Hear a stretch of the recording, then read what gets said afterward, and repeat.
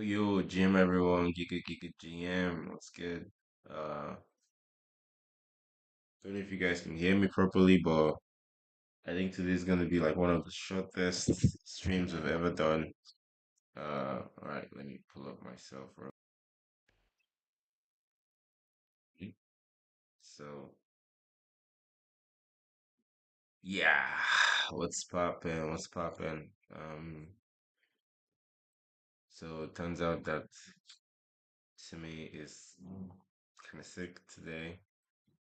Uh, little personal issues, but you know, so. We are here live and popping. As you know, it's a lot is happening in the ecosystem currently, and I'm here to give you like a bit of updates on that. And that's for those who are here currently. I want to see the chat. I know I kept the live stream going for a couple of minutes, you know, maybe more than it should, but yeah. So as you guys know, Solana is currently having its biggest conference in Singapore right now, and apparently I didn't I couldn't travel, and oh my goodness, I have this cold by the way, and so I'm here trying to. I'm going to be showing you guys like updates in terms of like what's happening over there. Uh, Reminder, we have an event tomorrow at Lagos, one of our community meetup, and I'm currently there right now in Lagos. So in case you guys want to see me, I'll be there. Uh, yeah, so a lot of updates happening. Uh, and to add to that, there's like this recent rise or pump in crypto. So we want to know if are we back or are we not? Everybody wants to know if we're back or not. I want to know if we're back or not. So, well, sentiments are still high anyways. So I believe that things will turn in favor and kickstart this journey of Solana to 1,000 because I cannot wait. I bet you can't too. But so today we're going to be doing like more of that updates on what's happening in the ecosystem. And I was supposed to talk about RWAs today, but we'll be talking about RWAs today. We're talking about RWAs in the next uh the next class, the next live stream. And this one is going to be one of the shortest per se, but I believe it's still going to be fun and informative to say the least. So if you're not on Telegram or if you're not on community chat on Telegram, do well to join right now. Uh, I'm going to give you guys a couple seconds or minutes to be active with me. Apologies for the low voice or apologies for the appearance, cause bro, I don't even know how it happened because I was very good last night. And then I woke up with this whole NASA issue, bro. So it is what it is. Anyways, Giga GM. I want to know how you guys are doing. What's popping? What's popping? What's popping? Where my chat at? Where is my chat? Hmm, GM. Oh, we have a lot of first person here. 4KT, my brother. What's up? What's good? How are you doing, man? I told you, you better bring that game here. Read that game here. You don't have any choice. You really do not. But then again, I hope you guys can see me. All right. Okay. Oh, and it is go to GM. Looking for something. Where is it? Where is it? Where is it? Where is it? Where is it? There's my stream. Okay, found it.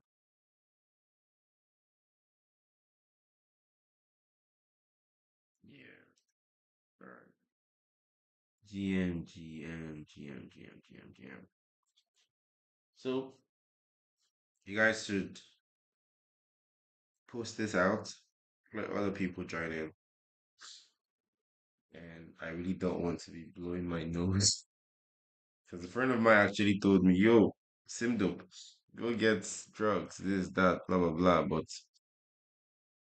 uh, as the chosen one, I'm good. But I'll be fine anyways. I'll be fine. Wait, let me put myself up so you guys can see me real quick. Yeah, I'll be fine. And GM Daniel, GM Chukuma Franklin, GM. Such a lovely time uh, in the ecosystem currently. Like there are so many updates right now, and I think we should just get started, right? Like GM everyone, I think we should just get started today. Um, so I mean, everything is happening here, bro. Everything, like even crypto market right now is like going crazy berserk. Like, let me see, let's see what's happening.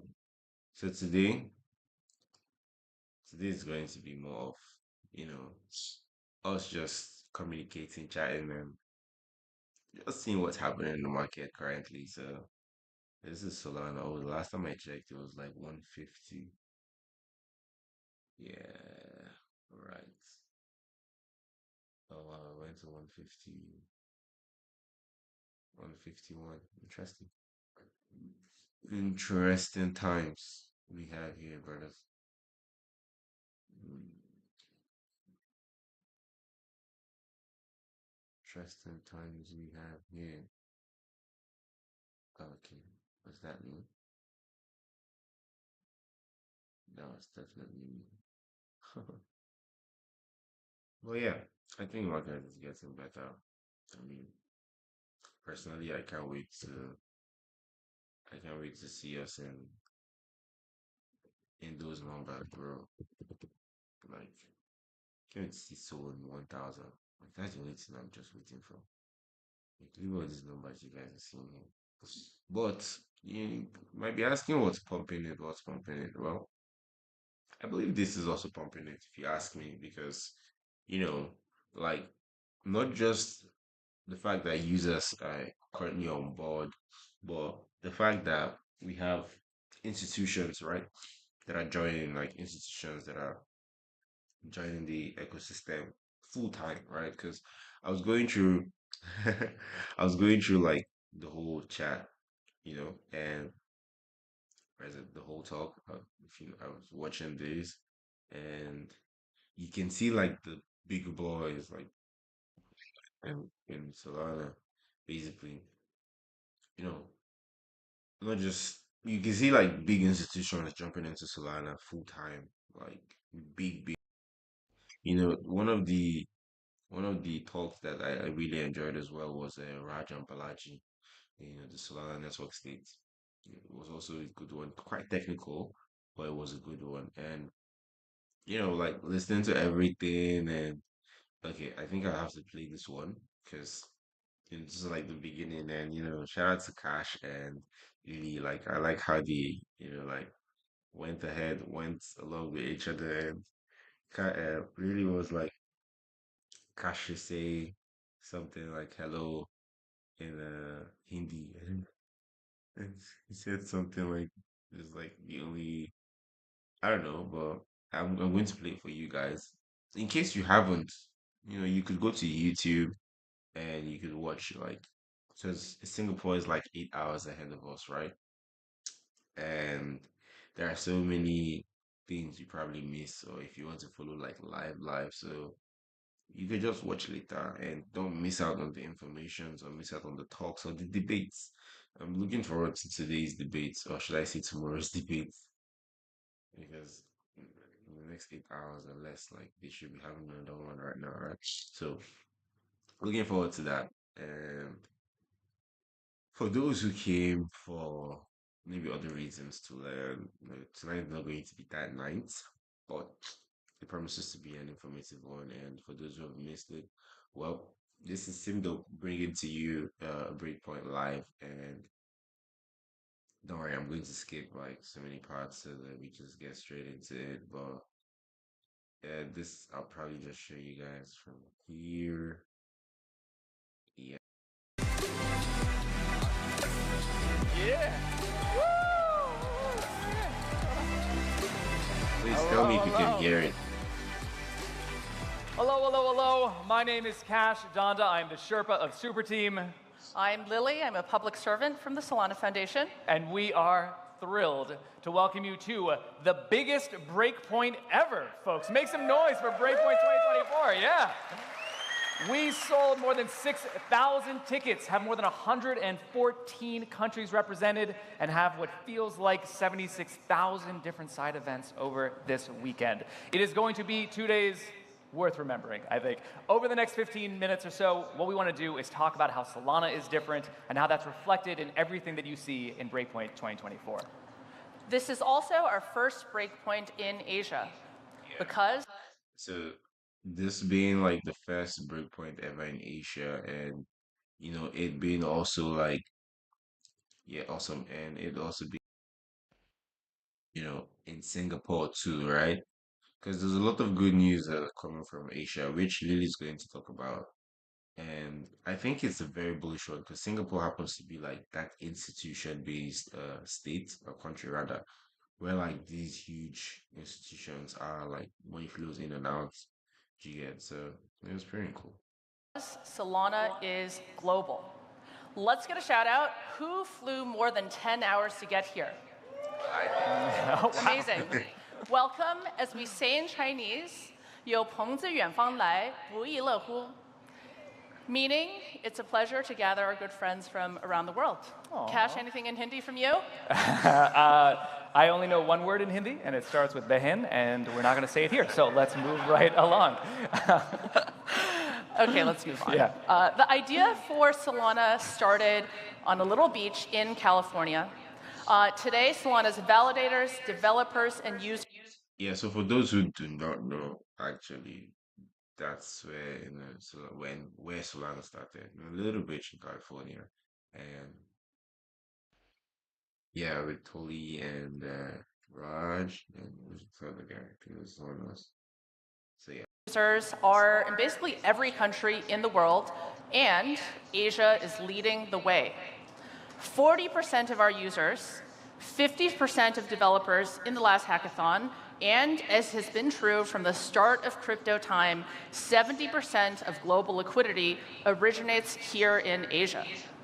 It's pretty incredible, but underlying all of these users, these developers, this liquidity, is Solana the network. It really is, as the cliche goes, all about the tech. Solana itself started with a somewhat radical idea that the network should actually continuously get better. And that's what we're going to talk about at Breakpoint over the next few days. And validators are, of course, the backbone of the network. Today, we've got almost 1,400 validators. This year alone, there's been $385 million of fees collected for validators. Crazy.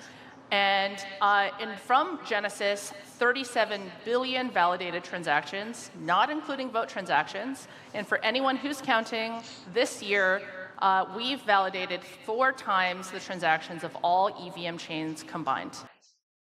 4 times all the transactions of EVM, all the EVM transactions combined. So I saw a tweet from Tony, like Solana is like the what's it called? Solana is like that active civilization that is advanced civilization that is growing. And then obviously Ethereum is like that decreasing or that you know, that civilization that is dying and dwindling down. And it's true if you ask me, so quite awesome. 4 times? Do you know what that is? Yeah. So, so Lily, you're saying size matters, and Solana is bigger, and it's getting even bigger going forward. And I think this is really the key point of Breakpoint, right? We have some performance, but it's not enough to have performance. It's about performance and progress. And so over the next 2 days, we're going to hear from a bunch of teams that are making the network better. We have Syndica and Jito with their alternative validator clients, and this little team, what are they called? Fire Dancer? Has anyone here heard of Fire Dancer? People excited about Fire Dancer? All right, some Kevin Effenbauer's fans in the audience. That's good to see. These teams are chewing a ludicrous amount of glass to make sure that the network becomes more resilient over time. But it's not just happening on the validator side. We're seeing other improvements to the network that allow us to scale beyond just transactions per second, so that builders can actually create new value in the world. So you're going to hear about ZK compression, which brings down the cost of state by 1,000 times. You're going to hear about token extensions, which allow institutions like PayPal and PYUSD to come on chain when they could not have before. See, these are not just infrastructures, but like they're playing so much role in the sense that big investment, big institutions are using this to come in. Exactly what he said. Having this product where, first he mentions ZK compression and then it's the one where, PayPal and all of them they can actually come in. This is huge news. A lot of the times people don't know what these products they do. And that's why we always preach like, do your research and stuff like that because you never know, what the next big thing is. But like if the more you do your research, I mean, and it's pretty much, there because Solana is that network. Do you get? It's like that network for everybody. And at this point, if you're not in this train, I wonder because it's more like this is what is working. So why not use what's working? And we're going to hear about actions and blinks, which allow developers a new go-to-market avenue in places that were previously cut off from them, like Twitter, Reddit, YouTube, and many others. So constant innovation is critical because fundamentally, Solana is infrastructure for applications. We're not infrastructure for infrastructure. We're not building a bridge on top of a road, on top of a tunnel. That's not what we mean by composability. Ultimately, the network gets used when you have applications, and Solana is production ready today. This is one of my favorite things about Solana, right? We're building for real users, not just for podcasts. What, Yeah. do you have? Now, this part was very funny to me, and I think maybe Cash didn't know, but this was very funny to me what she said because we all so good podcasts and stuff. Something against podcasts? Didn't Super Team start as a podcast? Like the baby of a podcast, Cash. I am a podcast baby. I do love podcasts, but podcasts don't pay priority fees. Now, if you look, you're going to see our baby, mother step finance here. Look at her. You step. Right, it's users using real applications that do that. And every team on this slide right here is building towards a future where everyday people can use Solana every single day. Look at that baby there. Step finance to the wall. And that is why we are trying a new format here at Breakpoint, product keynotes. You might need 50 minutes on stage to walk through a white paper, but you only need 5 minutes for a product. 5 slides, 5 minutes, show, not tell, TikTok, meet, crypto conference. We have, this is just a small selection of the talks that you're going to hear. There are 78 lightning product talks happening over the next 2 days, crossing every sector. You'll hear from apps, building in the creator economy, deep in gaming, and much, much more. Ultimately, all of these different application spaces need a robust financial layer to thrive. So Solana is building an on-chain economy. That's the original vision of Bitcoin. Where there's an internet connection, there's a bank account. It's the internet of money, and Solana's on-chain economy is thriving. We are making the original vision of programmable money real. A strong city needs a strong economy.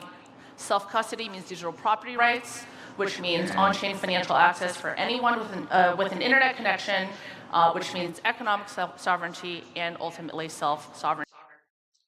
And a strong galaxy needs strong stars. So shout out to every star that is here right now because you guys are all stars.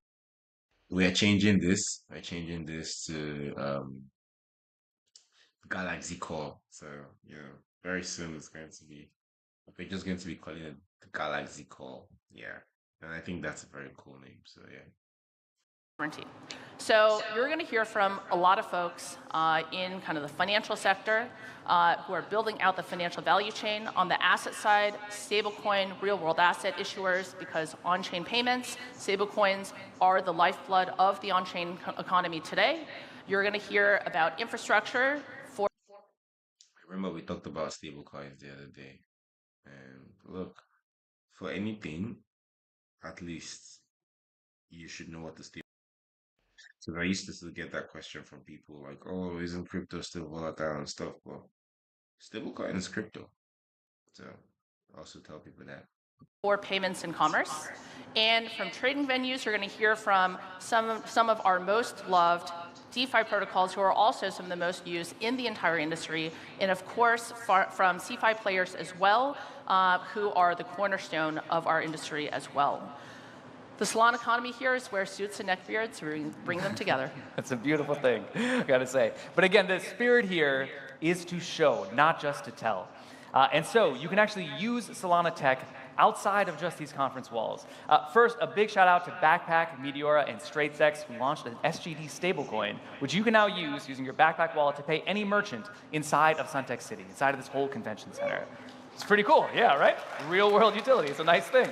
And then outside of the convention center, you can actually load up Grab with USDC on Solana so that you can pay for rides or food or anything else you need across Singapore. And then beyond that, we have Travala, where you can actually use USDT, USDC, or Sol to book flights. Photos of me and Lily this whole time. There you go. All right. Imagine this, a technology conference where you can actually use the technology. It's a crazy concept, I know. And I'm really excited to see this programmable money and this on-chain economy thesis playing out here. Actually, we can't take credit for this. This is original vision from Satoshi and thousands of early Bitcoiners starting about 15 years ago around the world started talking about it. We're helping to build it, make it real, and hopefully we think Solana can help advance this original vision of Bitcoin. Now, the original idea of Bitcoin was like digital money, right? And like for some people started with Bitcoin, some people started with Ethereum, right? But like the idea is not that become like this maxi that your tech is not good, but you're a maxi on it. You get like if you see something that is advanced or see something that will be advanced, I think it's a no-brainer that you dive on into that and keep using it and see how it's evolving. Because for me, like Solana being the network, Solana being these not for the applications and all the stuff, right? Like it's a no-brainer. You get like all these things are happening in Solana, and people are still building, and more things are in this interoperability and the scalability as well is top notch. Do you get? So I think it's something that a lot of people need to understand because I still know some Ethereum people out there that always still make that joke of the money this that blah blah blah security. It is working. Hello. Bitcoin. I think that's what's great about Solana is that we can build on the shoulders of giants without being precious about the ideology and where it kind of came from, right? Because fundamentally, Solana is for everybody. Let's just do a little quick poll here. How many people here kind of started with Bitcoin or fans of Bitcoin? Make some noise. Yeah? All right, some Bitcoiners. How about Ethereum? It's all right, you can say it, yeah? A bunch of folks. Yeah, Cosmos. I see some other hands coming up. Yeah, this is great, right? I know, Lily, you started with Bitcoin, I started with Ethereum, and that's just fine. But we both ended up building on Solana for one simple reason, right? We belong to the tribe of self-custody at the end of the day. That's right. We're here to onboard 1 billion people into self-custody. I think that's our shared purpose. And She said they're here to onboard 1 billion people in self-custody. And we're here to onboard the next to crypto, and obviously crypto is Solana. So we are also playing the same part because we have the same mission as Solana Allstars, the same mission to onboard the next billion people to crypto, and we will do it. You don't build Rome in a day, right? So it's something that will keep happening. And look, we are here for here. Solana is not a place for maximalists. You might even be surprised to know we don't consider ourselves Solana maximalists. We are Solana rationalists. To bring self-custody to 1 billion people, we've got to enable consumer experiences that are fluid as you would expect in Web 2 for products that can only be built on Web 3. And as rationalists, we want to see the best ideas win, which is why I'm super excited about this new format that we're bringing to Breakpoint for the first time ever. Debates, not panels, right? The goal here is to bring crypto Twitter onto the stage. Because we've all been to the conferences where the talks are, they're fine, whatever, but the most interesting. So for me, like one of these debates that I'm looking forward to, I don't know if it's still going to happen. Hopefully it does. Is the one with, yeah, I'm looking forward to that debate. Arguments are happening over beers or in the hallways. That's the energy that we want to bring on stage this time around, and see whichever the best ideas are, let them win no matter where they come from or who is actually putting them forward. All right, so that's it for the 2 new formats, debates and product keynotes. A couple of things about the venue itself. This might be your first conference you've been to that has a built-in IQ test. All right, so they went ahead like talking about like the venue, how it is, yada yada yada, and stuff like. Yeah, so also cause I have, cause I bought the tickets to this. I bought the tickets to Breakpoint, but I just couldn't go again. Like, yeah, kind of like a hard pass if you ask me, because you know the last one I went to, I had family around, so it was kind of cool. But like, this one in Singapore is cool. Don't get me wrong. And, you know, 2 days, 2 days is cool, sure. But look, I think they should just bring breakpoints to Africa, Nigeria, obviously. Yeah, I'm looking forward to that. Go on there, you can heart the talks that you really want to see, and build out your schedule accordingly to get the most out of it. All right, so that's Breakpoint in a nutshell. Probably log into my Breakpoints account. But yeah, let's get into this one. Yeah, I think this is super important to understand, right? Solana is not a GitHub repo or an abstract white paper. It is all of us in this room right now, everybody watching at home as well. It is the people putting Streaming it to this awesome family. value into the network, right?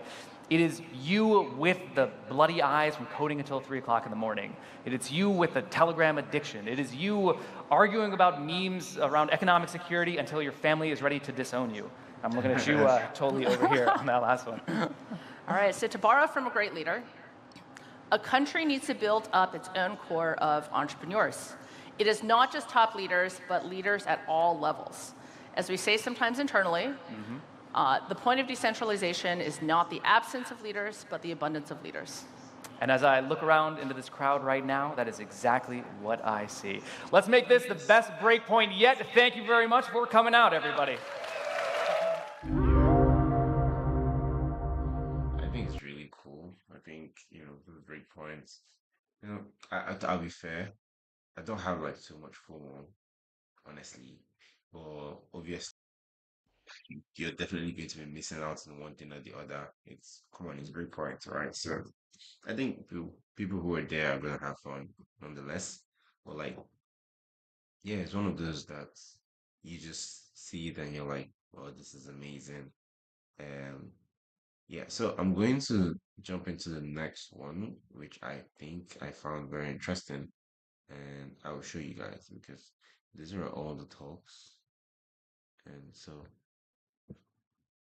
yeah, so um this one is quite technical. Now this one is for those who haven't heard, Solana has a new phone, and I don't know how to feel because we're really, really getting into that whole infrastructure whereby Solana is for everyone.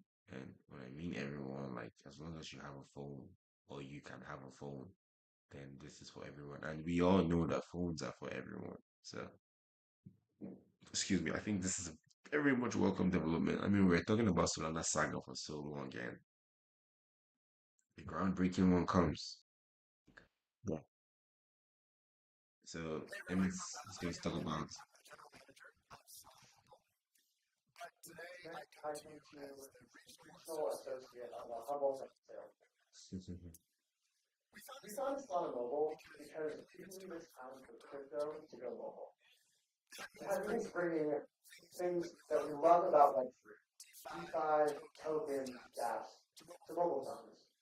And the things we love about mobile phones, GPS, cameras, sensors, to Web3. For developers, we wanted to create a free and unrestricted app. One without a 30% Apple take rate, one without any crypto-phobic censorship. For users, we wanted to create a cohesive Web3 mobile experience with the highest level of crypto security available on any mobile. In doing so, we thought we'd open up a new frontier for Web3 and lay a path towards breaking up the absolute wrong. When we released Saga in early 2023, we were in the depths of the era. Yeah, We knew it would be challenging, and honestly, there were times we thought we'd make it all. sure. In fact, there were times where it seemed like every day. Yeah, I'm gonna show you guys all. Sure. But we became an award-winning phone. And things changed. Rewards happened, meme points happened, bombs happened. We sold over 15,000 devices in a single day. Saga sold out. And 93% of our users have engaged with the dashboard. So we now own nearly 100 apps. One ecosystem project, developers, distribute millions of dollars in awards to Slack users, started Web3 mobile flagship. And although I'd love to stand up here and take all the credit, it was the ingenuity and small devs and the high finders of our community that made this all happen. They showed us that a phone will is part of the product. What makes the device possible is the real magic. It's more than a phone, it's a Web3 magic. Getting 20,000 devices in a user's hand is a major milestone. But for crypto, Oh, it's echoing. Okay. So what he said there, right? Like it's okay. Let me just think about running back real quick. Hopefully it doesn't echo anymore. I think I know why it was echoing. But yeah, that would happen again. So it's a Web3 magic. it's a Web3 magnet because, like I mentioned earlier, like having a phone that is literally you can use to perform pretty much everything you perform could be like a transaction where like you have dApps. Let's say you're looking for a chat. Echo, shit. Let's say you're looking for a chat, right? Like you get like this okay, there's dialects. You could use it to chat with people. There's so many things you could do. I hope the sound is better now. I know why it was echoing earlier. But yeah, moving on.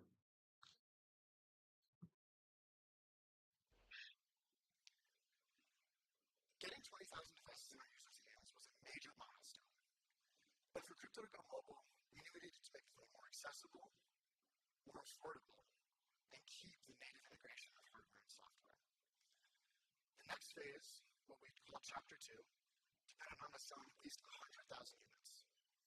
It was a huge step into the unknown. But the response has been overwhelming. Chapter 2 sold more units in its first day than Saga sold in a year. With our community support, we exceeded our target in a matter of weeks. So now, with over 140,000 units pre-sold in 57 countries, our flywheel is fully in motion, with $150 million of rewards flowing to Chapter 2 pre-orders so far. It's clear to us that we're onto something special here. And we're so honored that you put your faith in us. It's what drives us every day. The progress that our team is making is really impressive, but today we can start to show you just some of the reasons why we're so excited for Chapter 2. That's why I'm here to show the next chapter for Solana.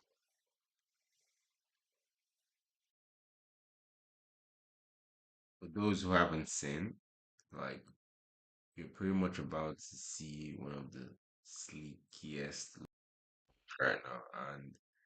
And there's something that he said, Emmett said that he has a saga, and it's like, oh shit. I mean, Sika should have come before Saga, but you're going to see how sleek it is. Like, bro, um,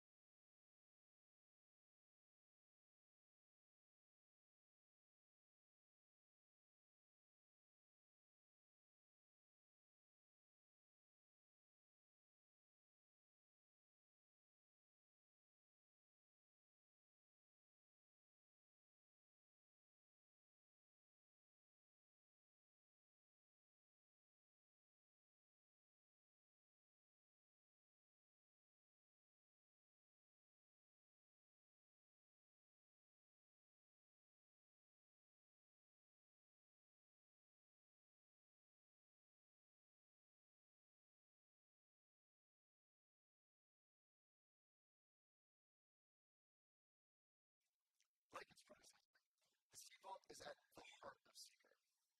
Sea Vault lives in its own environment, abstracted away from apps and the Android operating system. It's lighter, it's brighter, it's got better cameras, and the battery lasts longer, all at a much more accessible price point than its predecessor.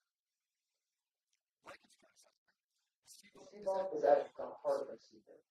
Sea Vault Sea lives in Vault its lives own in its own environment, environment. abstracted away from apps and the Android operating system to keep your seeds safe. It's designed to give the highest level of crypto security available on any mobile device.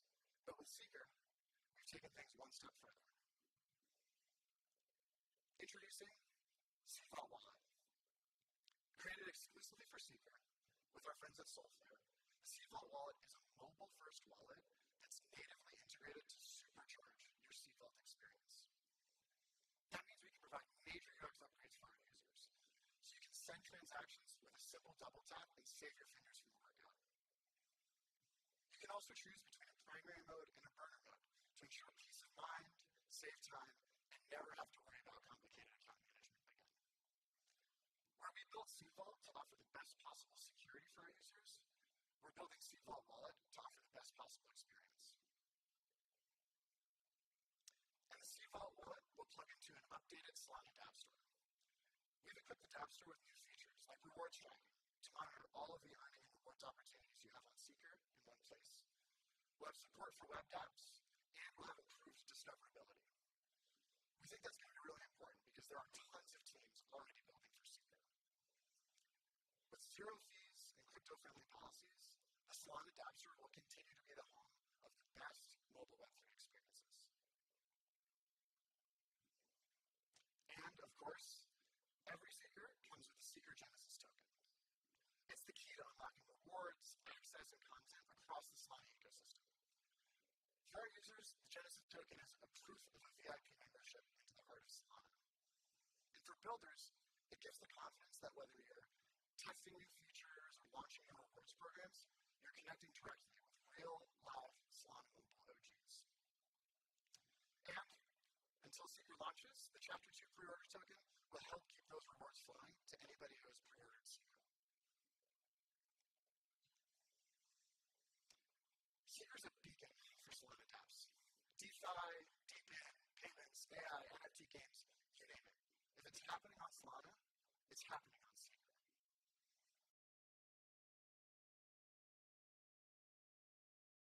Anyways, I'm sure you guys know what I want to show you. And here it is. This is us. I mean, just well, yeah. Let me just. This is the Solana ecosystem in your pocket. Solana, And since it allows Solana in to your open pocket, APIs, bro.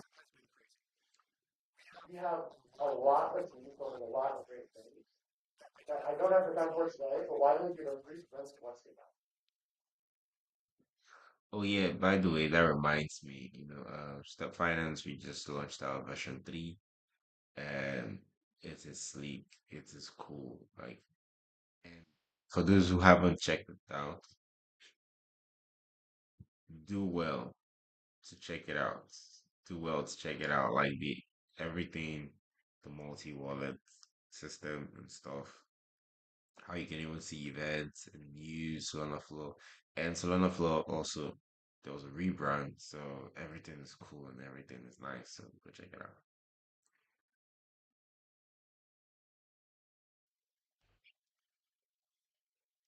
Whether you use Seekers as your daily device or your secondary crypto limit, you can put it to work earning for your various token apps.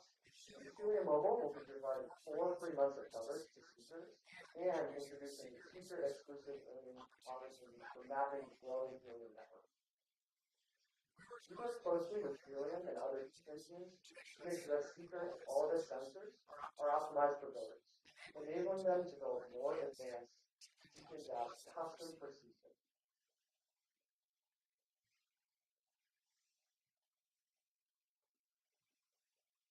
And as many of you know, earning rewards is great, but with Seeker, you can create the rewards you want to see.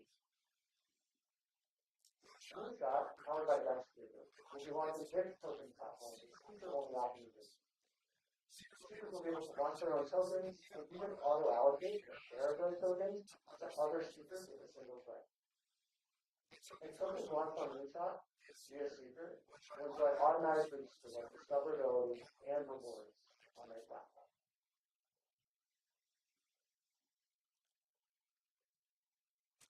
Solana was the first blockchain to integrate AI, and Seeker carries that one step further. Seeker uses Alethea AI to generate tokenized AIs of new or familiar faces that can interact on-chain with favorite programs or with the rest of the Solana community.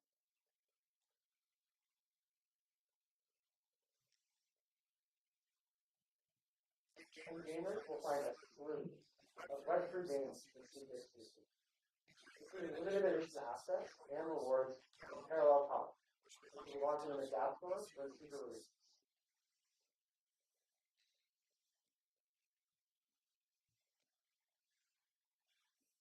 In addition to the great DApp exclusive that will be coming to Seeker, Helium is launching Transcript, a deep-based compression that makes airdrops 4,000 times cheaper.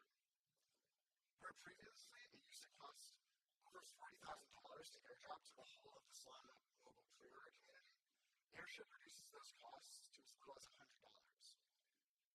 And every airdrop initiated on Airship will have the option to auto-allocate to the Chapter 2 priority token holder group.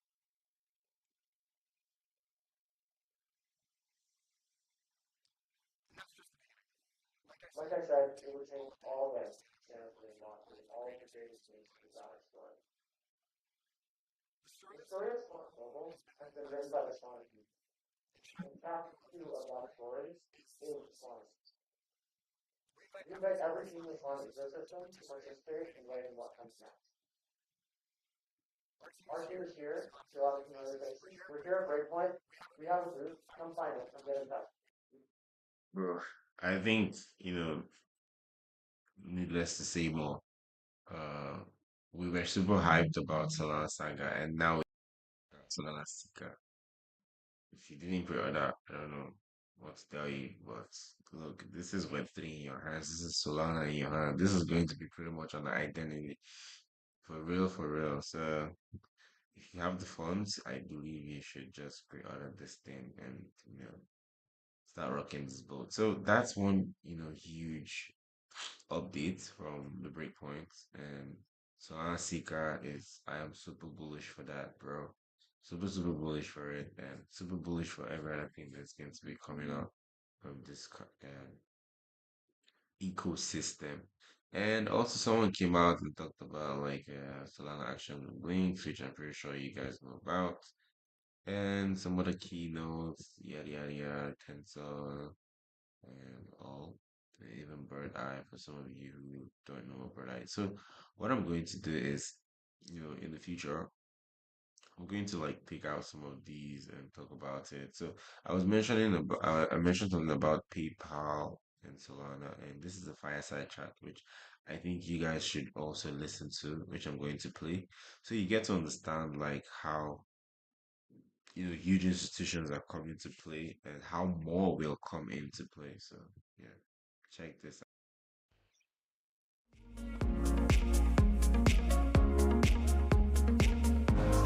All right. All right. Good afternoon, Breakpoint. Good afternoon, Singapore. Are you guys ready for some payments content? It's coming up. All right. Hey, everyone. Well, no one better to start off the payments content than Jose Fernandez de Ponte, the SVP of crypto at PayPal. Thanks so much, Jose, for joining us today. Thank you for having me. Before we get started, I think there is a moment for us to pat ourselves on the back or congratulate ourselves because this was a very monumental thing that happened. We had one of the largest payments companies in the world issuing on Solana as basically the first chain. I mean, ETH L1 is like our DevNet, right? Like you practice some stuff on ETH, but then when you want something that really works, you run it on Solana. Solana is now the canonical chain for PYUSD. It's the more PYUSD issued on Solana than Ethereum. And it is one of the fastest growing launches of any stablecoin on Solana. So let's make some noise for this. So Jose, we've discussed this in past forums, but maybe just kind of starting at first principles, can you discuss why PayPal decided to issue a stablecoin and why on Solana as the second part of that question? Yeah, I think it's a three-part answer. PayPal has obviously been in payments for the best part of the last 25 years. And we are in crypto and we are in digital currencies because we are in payments. This is the first time I myself have been in payments for 20 years. If you look back at fintech innovation, 90% of that has been innovation in UX and innovation in fraud. Not a lot has been innovation on fundamental payment rails. So when we started to explore blockchain protocols and we look at, we can actually move value here between countries instantly, we can move it at a speed that is 26 times cheaper than ACH, that is 400 times cheaper than checks. And this was about 4 years ago. So say, it will take a while, but this is too important for us not to have a chip on the table. So that's when we started to support crypto on the PayPal and Venmo apps in a few countries. That's when we started to go with our stablecoin project that went live last year. The first chain was Ethereum. We all know that Ethereum is not the best solution for payments. When we were looking at the primitives, if you're in retail payments, you need to be able to do 1,000 transactions per second at least. And you need to do a few of the things that differentiate a payment from a transaction. Sometimes when you're on the crypto side, people talk about payments when actually they're only talking about moving value from one wallet to another wallet. There is a ton in addition to that you need to do. You need to manage chargebacks. You need to manage confidentiality of transactions. So it was very easy when we're looking at where do we go next and what is the right chain for payments to look at what you all were building. It's not only the speed and it's not only the throughput who are important. We will talk about token extensions. Token extensions was a big driver for us. Very cool. So I think one thing I want to quickly go over what PayPal brings to the table, because I think there are sometimes two camps of people. Some people that are in payments get super excited about PayPal because they understand the assets that it brings to the table. Other people are like, well, whatever, it's another stablecoin. So very quickly, I want to talk about some of the assets, and then I want you to tell me like which of these you think you're most excited about. So let's start with, we've got the PayPal wallet, 400 million users globally. PayPal checkout, 30 million merchants, basically. We've got Braintree. We've got Venmo with 90 million users. You have a PayPal credit product. You've got Zoom, which is a remittance business. You have Hyperwallet, which is a platform for global payouts. You have Zettle, which I didn't even know about, which is a mobile POS. So I think some of the things that people get excited about is this great array of assets. I know it's a long process in a big company to start integrating. Where do you see sort of the roadmap, and which of these assets do you think are sort of the low-hanging fruit? So for all of you in the room who are building and need payment capabilities for what you are building, think about, there will be obviously, and there are other stable coins on Solana. There is not another one that is enabled for transfer extensions, so think about that, for token extensions, so think about that as well. But the uniqueness of building on top of POUSD is getting access to the PayPal two-sided network. All those assets that Shiraz were talking about, and many that we don't really talk about, but think of where do you have a stable coin that can be deployed for 400 million consumers, that can be deployed for 40 million merchants, that moves billions in remittances cross-border. All that is going to be available over time. One of the reasons that we decided that we were not going to design, that there is not a PayPal blockchain. We didn't want to go permission. We wanted to build on open source because we don't operate on the blockchain side and we don't operate on the protocol side. We operate on the application and the UX part of it, and we want our engineering teams to work on deploying our stablecoin into each and every PayPal property that you can find out there. And it's going to take us years. It's not everything is deployed right now, but we believe in open source technology. We believe in deploying in the places where developers are building, and we believe in making our network available to others. So kind of on that vein, I mean, there's a lot of people talk about how do we get crypto to mainstream. There's a lot of chatter about Base and Base's ability to leverage, 70 million Coinbase users. I see PayPal as the ability to have a beautiful on-ramp, seamless on-ramps to get, 300 million users. So where do you see that? Because right now I think the on-ramps, there's some limitation geographically, but I think that's, to me, that the vision of onboarding all these hundreds of millions of people into crypto. That's a roadmap problem. It's not a scientific problem. Right. Those things will happen. Amazing. Now, think about it. I think that you make a very, very good point. The population that uses PayPal is basically, think only about, for instance, the US. The population that uses PayPal is not a population of people who are already crypto adept, they are not crypto experts, is the population of the US. And so if you want to get access to something that is very, very mainstream, you need to be into the big platforms. And I do believe that you will see over time more and more use cases that might be just regular fintech and payments on the front and a stablecoin on the back, and stablecoin will be used to as a settlement layer. I have a ton of respect for the Coinbase folks and what Base is doing and what others are doing. I think it's really, really important that those ecosystems exist. But where we help is in bringing that into the mainstream. The fact that when we started our crypto product way back in 2020, 70% of the folks who were interacting with our crypto product, who were buying Bitcoin on the Venmo wallet, we were their first crypto experience. They had never interacted with crypto before. So having experiences that are gateway experiences that get the mainstream economy and mainstream users into digital currencies is something that is A, fundamentally important, B, something that you need to go and find them in the platforms where they are. Got it. You mentioned, you talked a little bit about token extensions, and we have limited time, so we won't talk about all of the different features that can be enabled, but I think confidential transfers is probably one of the killer use cases, or one of the killer features in payments, particularly for institutional and enterprise users. Where do you, how differentiated a value prop do you see that in payments? Or how necessary do you think that is for stablecoin payments to go from where they are today, which is just the tip of the iceberg, to becoming much bigger in enterprise payments? Look, we are in the market every day selling enterprise clients on stablecoin. One thing that we have realized very quickly is that the first client that you have at an enterprise is the CFO. It's not the head of e-commerce, it's not the head of marketing, it's the CFO, because that's where the value is the most evident. When you're taking to someone, hey, you can move money here at a fraction of a cent, you can settle on weekends, you can repatriate funds from cross-border. It's a very rational conversation to have. What you're not going to convince the CFO is, hey, use us to distribute payroll to your employees. And by the way, each and every transaction is going to be posted on chain, and people can see how much you're paying on chain. Or you're a public company and you're accepting payments on a stablecoin. And look, all hedge funds out there are going to be able to see your transaction activity before, because everything is posted out there. So confidential transfers are absolutely something that is part of the MVP that you need to be able to build payment products for enterprises on top of stablecoins. Got it.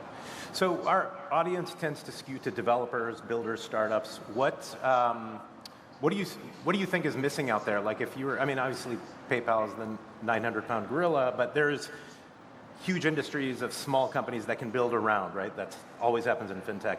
Anything you would encourage people to look at? Any categories? Like any messages to the developers out there to build on PYUSD? And I can tell you what we are very focused on, because I think that's where adoption will happen first. We are spending a ton of time in cross-border. Cross-border payments is probably where adoption will happen first. We are spending a ton of time on B2B use cases and enterprise use cases. And we are spending a ton of time on the CFO side of the house. And to do that, and that's a place where I would encourage developers to look into, once that you have the substrate, once that you have the blockchain and the features on top of the blockchain that you all have built, you need to reduce the friction for the folks who are going to be building on the enterprise side. When you're looking at payments, one of the reasons we enabled very recently ENS for on-chain transfers on the PayPal platform, because it is important that users have a human-readable way to direct payments to one another. But there are going to be other things that will be required. Integration between something that is very important is to give institutions and enterprises and small businesses an easy way to hold digital assets. The accounting treatment is difficult. They don't. A CFO doesn't want to be involved in whether they need to market their digital assets because the price is going up or down. And integration with existing platforms, the fact that you need to make it easy for a corporate user.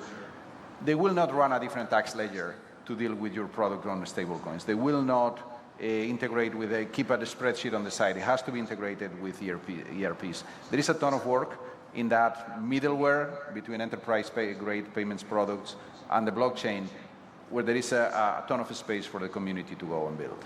Cool. We've got a couple of minutes left. One good example of PayPal eating its own dog food, as they say, is PayPal Ventures. And we actually have a special guest. We're talking a little bit about how venture funding could sometimes benefit from like just in time. You gave an anecdote about like somebody closing around and like needing the funding right away, right? So like that's yeah. First of all, public service announcement. I don't need to tell this to this crowd, but if you all are raising, we tell that our ventures team tell that to all the startups. If you want to get a check from PayPal, we don't do checks anymore. We do on-chain transfers to wallets. So that's and as you were saying, we were making an investment in a different company. We were going through due diligence and the like. The closing happened on a Friday evening after banking hours. The company wanted to announce the round on Monday morning. There was no way that we can get the money there through wire transfers or banking rails. So we just sent them stablecoin and hit their wallet. Lawyers were happy. They announced the round on a Monday morning. If not, it would have held up the announcement by a few days. And so with that, I wanted to invite Omer from Chaos Labs, who is the most recent recipient of PayPal Ventures funding.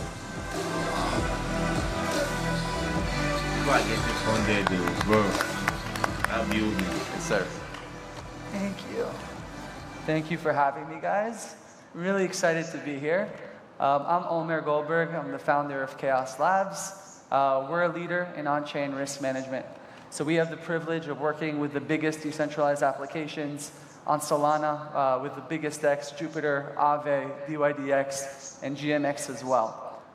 Recently, last week, we announced the launch of Edge Protocol, which is a price, risk, and proof of reserves oracle meant to facilitate the growing DeFi economy across all the chains. We launched it with Jupiter and have already processed over $40 billion in transactional volume.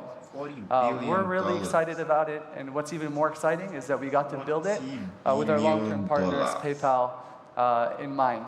And your fundraise came via PYUSD. And the fundraise what? Your fundraising is your check. You didn't get a check. You got PYUSD for your. Well, exactly. And what's really great when you're aligned with your partners and how excited we are for everything that's being built in the Solana ecosystem, we decided to do this investment a little bit differently.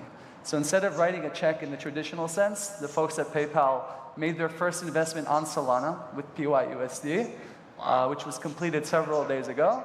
So this is a new one, and it's just a testament to how excited we are for everything that's being built in the growing Solana ecosystem. For anyone who's going to be here later today, if you're interested to speak about oracles, risk management, AI, prediction markets, we're going to be here. We'd love to connect. We'll be here after this. Thank you, guys. You have a video to show? Or? Yeah. Oh yeah, I think there's an animation to show the investment itself. Breakpoint to There you. we go. An additional 4 million in PYUSD to the 60 million Series A, which we previously announced a few weeks ago. Done on Solana.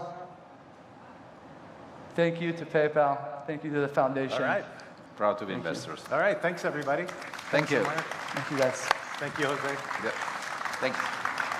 Well, as you can see, that was PayPal and Jose Fernandez from the one in charge of like cryptocurrency, Kiniko. So it's a very big one if you ask me again, and I'll keep saying it. Like, listen out for all these things and watch out for what they're going to be talking about. Listen to the arguments and debates. Some of them are funny, some are not. Some are cool, some are not. But generally, I think this is where you get a lot of informations, and this debate is also another one. Like Wall Street doesn't need a blockchain. Like, what kind of talk is that? Do you get? So there are so many debates, and I think it's something that going forward we're going to be like, looking at how it works and shit. But there are so many things. Um, I was going to play this other one, but let me see if because there are other like product keynotes, that's you getting to know what the product is. It's not okay. You know what? Let me play this keynote. Um, there's this one.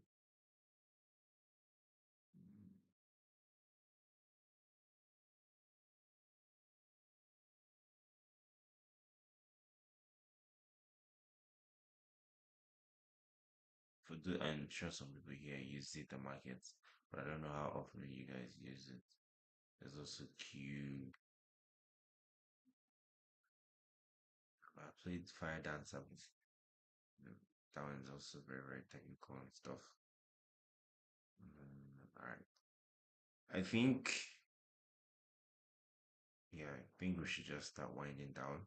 So I can play you guys this one, real money gaming in Web3. And I have a friend who's actually building a product of the game, and he wants to yeah, he wants to build on Solana, which is very cool.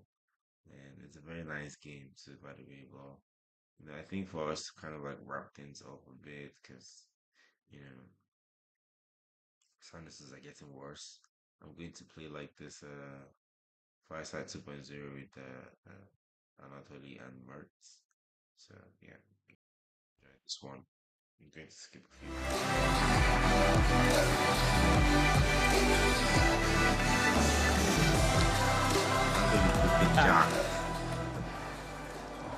All right. Hello, manlets.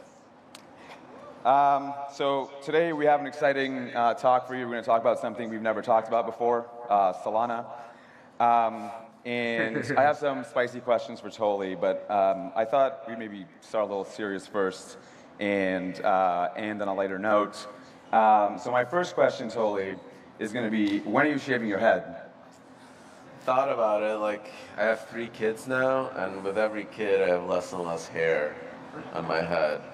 So it's inevitable. Maybe next break point I'll have a nice shiny head. All right, you heard it here first. It's not Any dads financial out advice. there, you know what I'm talking about.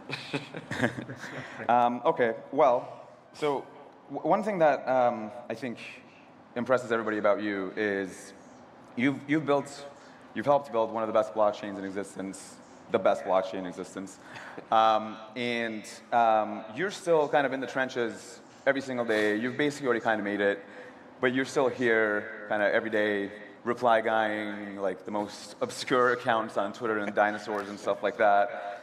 What's driving you still? Why are you still here? That's a good question. I don't know. I think like a lot of founders or entrepreneurs or, like you kind of have that like demon in you to go do stuff. That You dog. can't, that dog, you can't sit still. Um, it's a curse, right? Because you're like, you cannot be happy in the moment. And that's probably what I struggle with the most. It's easy to work, easy to look at and like find problems and then go put your energy in fixing them. And it's much harder to, have that presence and be happy. That's I think, the hard part of like the entrepreneurial human existence. But it's rewarding. Like it's awesome to see the founders, the builders, everyone that's pushing the network forward and like I don't know what else I'd be doing. It's like I want to have this idea of this like science fiction world computer where state and information is synchronized at the speed of light come to fruition, and I want to accelerate that as fast as I can. Yeah, so I want to actually talk about that a bit later, but you're actually not standing still or sitting still. You're actually building award-winning phones.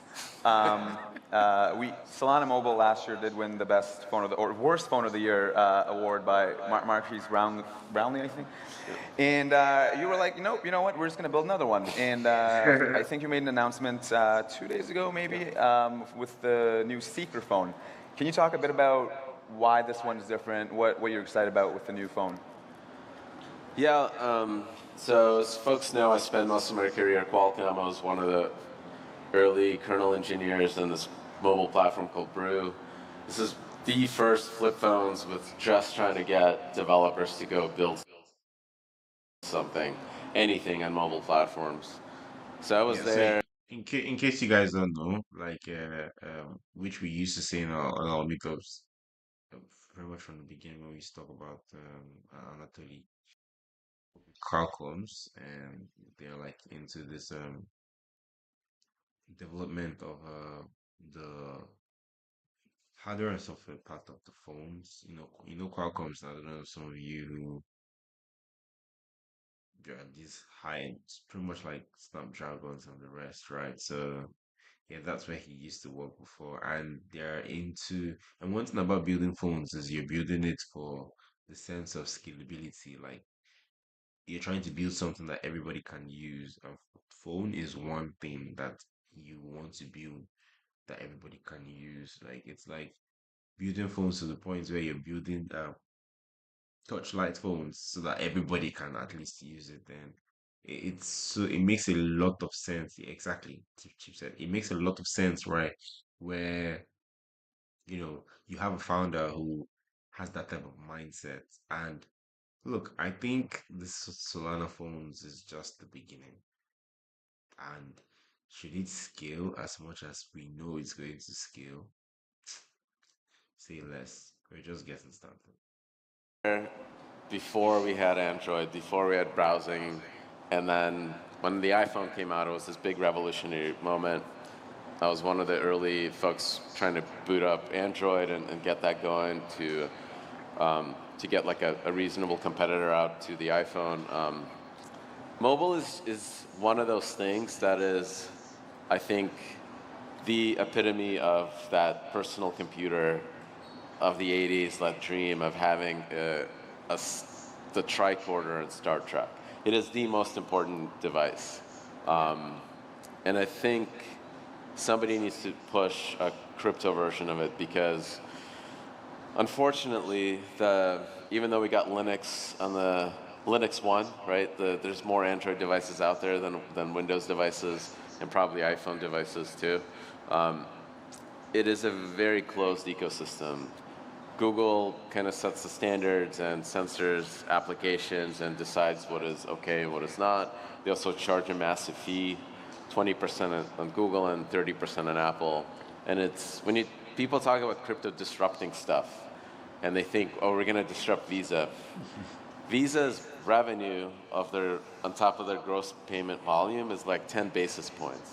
It is a sliver of a sliver. And like Apple and Google is 30%. That's 3,000 basis points. that is such a massive difference and such a huge opportunity to disrupt that it feels like somebody should be doing it, and I happen to have the skill set, and it felt like we could go and try and make it work. And we shipped the device, and we got Marquise to review it. So we got to notice. The second we were one? noticed, huh? You got him to review the second one? Just the first one. I mean, that was a surprise to me that he even took a look at it. Okay. And even though he gave us a Bust of the Year award, so it was a bad device, right? Like you can think of it, oh man, the Saga was not the best phone out there. It still sold out, which if you're a startup founder, that is actually a very, very positive signal.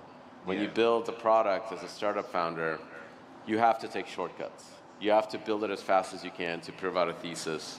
And you're kind of painting an impressionist painting, and you only focus on one really, really important detail, and everything else is sloppy, right? And like, when it works, nobody notices the sloppiness. Even if somebody can paint out, oh man, those like hands are not really hands, right? Like nobody cares about those details. What they care about is the one thing you got right. And I think the thesis that developers can give out content and get people to switch devices or switch platforms, we might have gotten right. So there's a, like, the thing with Bonk that happened that was weird and interesting is that people sold the Bonk that they had and bought the phone to get the Bonk back. So they weren't like arbitraging the price of the phone. They just saw an opportunity to take this digital assets, that NFTs and all this other stuff that are part of these ecosystems. It's really no different than like Fortnite skins or anything else that people attribute value to in the digital world. Mm-hmm. They just happen to be tradable. They were able to go do this and use digital content to go switch platforms. That part worked, and it could work at 200,000 units. We're at like 140,000, so I'm pretty sure we'll get there. It could work at 1 million units, and at that point, I think that is a large enough platform with a large enough user base that it is actually competitive with Apple and Google. Like, it is like a very, very hard problem to disrupt these big companies. So how are you going to do it? Give me a very quick bullet, rapid fire of the new features that you think are worthwhile for everybody who maybe want to look at the phone. It's cheaper. That's the most important part. So it's a $500 device instead of a $1,000 device. It's crazy to launch a $1,000 device. That's just.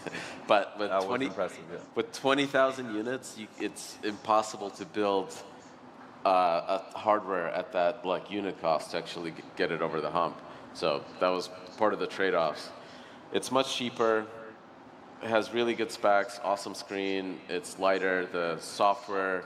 We have more time to iterate, so the actual integration with Solflare, who's doing like really like design work to make sure that that experience of signing is like Apple Pay. So a lot of improvements there, and hopefully a lot more apps, a lot more things for people to do, and like a lot more rewards and everything else to incentivize users to actually stay in a device and use it. Cool. Well, congrats on the launch. Let's see if that's enough to overcome the disgust people get from seeing green messages on their phones, green bubbles or something. I don't have an iPhone. Okay, let's switch gears. I tweeted today about what I should ask you, and I got a lot of troll answers, but probably the most troll one was like, ask him what he thinks about his blockchain being used for some weird stuff. I'm paraphrasing weird here. It was actually quite specific. What do you kind of think about what's being done on maybe blockchains in general, but also Solana? Yeah, there's this weird dynamic with the internet and a lot of technologies that you have these weird use cases that actually push the technology forward. And even today, you look at iOS, some of the coolest applications that you think what makes Apple and mobile magic is that I can push a button and a car will appear magically in front of me anywhere in the world when I push this button for Lyft or Uber or whatever. But Apple makes almost $0 in revenue from that. They actually make a ton of revenue from games, fart apps like Clash of Clans, like people spending money to go kill all their friends in their servers. That activity, you don't think of it as like why do we need the best designers in the world at a $3 trillion company and at TSMC with 2 nanometer technology to go build a game where you're like playing Tower of Defense or whatever it is that you're doing. But that's what people spend their time on. So you kind of get these weird effects in tech where some of the stuff you build and some of the stuff that generates the most revenue ends up being effectively time filler for a lot of people. But that pays for the really, really cool infrastructure. Like you look at the Fire Dancer demos, 1 million TPS on a private, like globally distributed fiber optic network with FPGA switches that are like the best technology like you can even dream of in networking is used for meme coins. Is that okay? Yes, it is okay. It's okay for that stuff to pay for the stack, so then you could have a global payment system that is no fees, that is frictional, that is global and truly borderless, and like makes the rest of commerce move much, much faster and cheaper.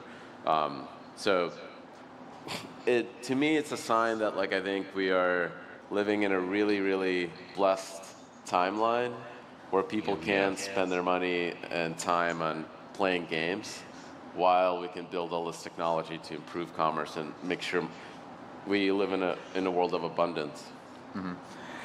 For everybody who didn't, I'm guessing everybody watched the Kevin Bowers talk, but Toli just mentioned something that I think probably most people didn't understand because Kevin Bowers is super intimidating. But the Fire Dancer team, and correct me if I'm wrong, did 1 million TPS on a network of 100 nodes. Correct. Which is pretty insane, right? Yep. And so, what globally distributed, so these are nodes all over the world. Yeah, all over the world, so with like network jitter and all this. And so maybe that brings me to the next question, which is, you always talked about, you know, blockchain or NASDAQ at blockchain, no, blockchain at NASDAQ speeds. See, it's very confusing, get rid of it. And the global state machine, and it's what drives you and stuff. And so one of my critiques to that has been like, why do you think people care that it's a global state machine? Like, is that actually the thing that people have a use for? Or do you just think it's cool and you want to like, you know, build it? So like, what does that actually mean, and why do you think it's important? The kind of time is money, right, is the most apparent in trading and finance and execution. So when an order is delayed, when the queue to get the orders has like attack vectors and MEV extraction and all these things, these are all like sand in the gears of finance. And that means that people have to price their things higher than they should be because of all these little like things that extract value or collect rents from information asymmetry. So that causes prices to be worse for people. And that exists with any kind of system that introduces delays or settlement risk or anything else. So if you want to think about how do we disrupt, like what is the final stage of all of finance? In my view, it is a single giant global state machine that is moving as fast as speed of light, as physics allow, that is atomic and permissionless and global. And there's no, the cool thing is that this can be built on hardware that is available to anyone in the world with open source software by volunteers effectively kind of running these boxes and stuff. And that's a very, very disruptive idea. In my mind, it is as disruptive as Linux was in the 90s, where you had these proprietary commercial operating systems that were very expensive to build. That took 100,000 engineers at Microsoft, and these hobbyists were like, you know what, we can do better by just sharing code freely amongst each other on the weekends. And they won. And I think the reason that crypto will win is because it can build a better product. It can be a very, very fast giant atomic state machine that allows anyone to participate at the speed of light. And that's going to result in better pricing for people. Better prices are going to win customers. That's what it comes down to.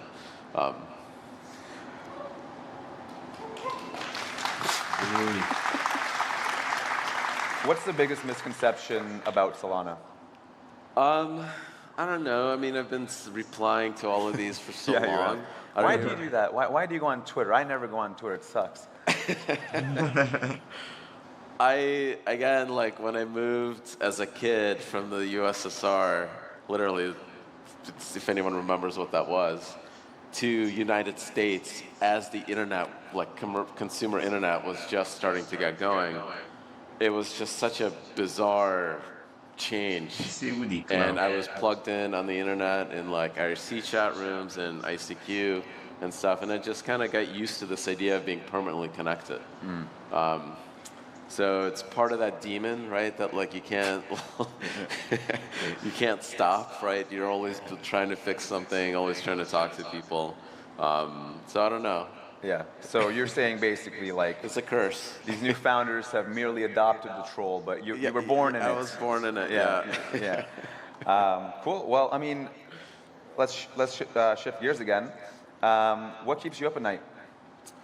The scariest thing in these systems is that they're built by people, and people write bugs, and sometimes, those bugs can be catastrophic. So that's been like the most frightening thing about working in this space, is that, smart contract hacks, but these could happen at the L1 infra itself, and that's the scariest thing. And this is why FireDancer has been such a big focus in the ecosystem. It's just having a second implementation of the same protocol, regardless of the TPS and all this stuff. It's awesome that we were able to give them two goals. One is rebuild it, but also show us how we suck at software and make it faster. They are able to accomplish both of those. But the most important part there isn't the performance. It's literally that it's built by different people. So the probability of the same bug occurring in both implementations is very, very unlikely. And the third client is much, much easier when you have two. So that's the scariest part. That's what keeps me up at night. But we're getting very close to that being kind of done and an issue behind us. And as soon as FireDancer is on mainnet to a level where more than 33% of the network is either running FireDancer or both clients, in my view, that's not beta anymore. I will take the beta tag off the Explorer that Labs runs. That name is so troll.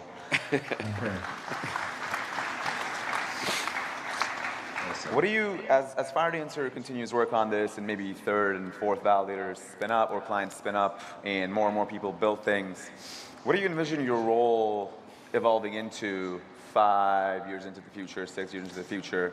What do you want to be doing? I love the principal engineer track I see. It's great. Like, I love talking to the super smart folks at Anza at FireDancer with like a proposal, like a sync execution, and forcing them to go look at it. I have I'm privileged that they will listen to me, they will hear me out, and they won't listen to me and do exactly what I said. They will fight back, and we end up with a better result, better design. So, I mean, if I could be doing that 10, 20 years from now, I'm blessed. Like, it means like I got very lucky, and Solana keeps improving, and there's more design work, and I get to do the stuff that brought me into engineering in the first place. Cool. Yeah, shout out to Trent for taking away Tolly's GitHub privileges. One thing I also want to ask is you're super into startups and kind of the founder mentality, or having the demon or dog in you. A lot of people look up to you. Obviously, we were just outside, and everybody wants to take a picture with you and whatnot. What would you like to see more from the Solana ecosystem? What are some words of encouragement that you'd offer them? Go build weird stuff. Like, I think, like as soon as I landed in the U.S., right, as a kid, parents got me a computer. It was a Pentium 75. I was trying to figure out Linux and really got into computers and was a nerd and loved software, and the movie Hackers is still burned into my brain. And the idea and the dream of Silicon Valley, where you can start with an idea and go build it in your garage, was really, really exciting. And I think that idea is now global, and crypto and the finance that crypto creates that's global and borderless has really demonstrated that you don't need Silicon Valley. You don't even need Wall Street. Everything can happen on the internet in our own little kind of our own world, and it's awesome. And you just need founders that are like working on weird stuff on the weekend, and some of it will pop. That some of it will actually take off and become really valuable and improve people's lives. So just go build stuff.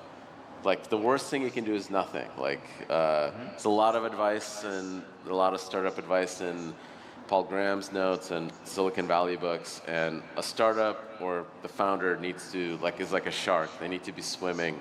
They need to be trying things. Even if you build the wrong thing, it's a learning process, and the iteration of trying to get product market fit and get users and understanding them, it's all part of the learning process. So just go build stuff. Don't worry about it. Don't worry about failure. Just go do it. Cool. Final question. I'm not sure if you've ever been asked this. You are famous for having 2 coffees and a beer. What was the beer? It was a Kolsch. A Kolsch. I don't remember the brand. It was a Kolsch. Okay. Well, I was in San Diego for about a decade, and it was like IPAs everywhere. And after you just get sick of IPAs at some point, I don't know. Yeah. And I switched to the cleanest, crispest beer you can get at that time was a Kolsch. yeah. So if you guys want to come up with any new breakthroughs, Two cappuccinos and a Kolsch and cappuccino specifically. Yeah. Okay. Cool. Well, that's all the time we got. Please give a huge round of applause to the legend, Anatoly. Really clap in case nobody asked.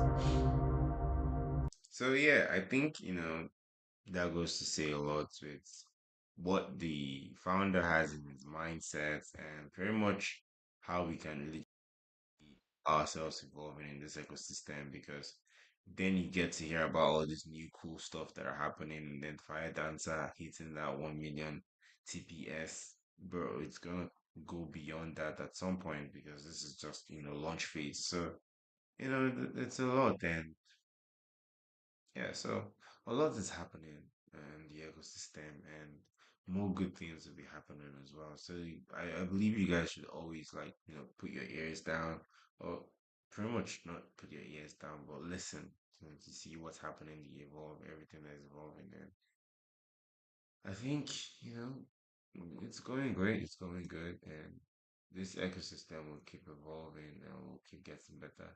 And I might as well just check what the price is right now. Okay, I think it's still, oh, went up. Right, so it's evolving, so it's growing, and we'll keep getting better from where we were before. And I think it's pretty much that. So we will not be, like I mentioned earlier, this is going to be like one of those very short, it's not even as short as it is, but it's going to be like a very different community call for the first time. And yeah, in case you're noticing my voice, yeah, I have like the best voice right now. Not my voice actually, like yes. So thank you guys for tuning in tonight. Next week we're going to do the same thing, and it's going to be you know totally different. We're going to talk about RWAs. We're going to talk about interviews. We're gonna have like free stable bones for everyone to win. It's just kind of get so I appreciate you guys. And look, we cannot be here if you guys are not with us. And Solana is for you. Solana is you. And for you to, be able to spare your time, come out here, just, to chat, listen, and be a part of us. It's awesome. It's bullish. And to add to that, we have events happening across Nigeria currently. We have in Lagos. So if you're in Lagos, do well to come to Lasucom in Ikeja. We have an event that is happening there.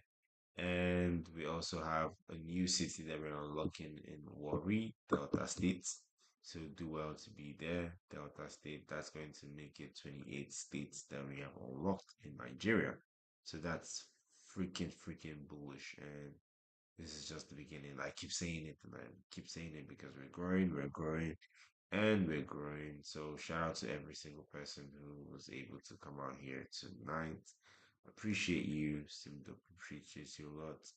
And Solana Allstars appreciate you a whole lot. And shout out to all the guardians out there. Shout out to all the volunteers that are helping us push this, day in, day out. We love you guys. I love you guys, and I will not be here if it's not for you and because of you. So, adios, everyone, and I will see you guys next week where we would have maybe it's going to be like a different chat, but I'm definitely bringing back, some of our awesome rewards. And this one is just more of because we're having a break point, and it'll make a lot of sense for me to show you guys and tell you guys what's happening out there too. So, adios, and I will see you some other time. Goodbye.